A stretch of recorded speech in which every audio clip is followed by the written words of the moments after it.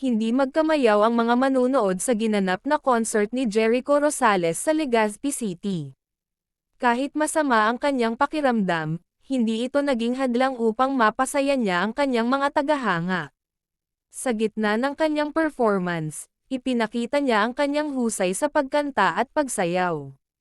Lalong nagpasiklab sa sigawan ng mga manunood nang batiin niya si Janine ng Happy Valentine's. Maraming tagahanga ang naaliw at napahanga sa kanyang dedikasyon sa kanyang trabaho.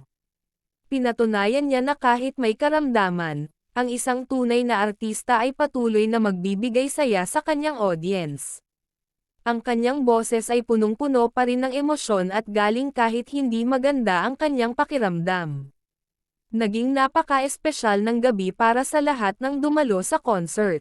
Marami ang nag-abang at nagpakita ng kanilang suporta sa aktor at singer. Isa na namang matagumpay na performance ang naitala sa kanyang karera bilang isang magaling na entertainer.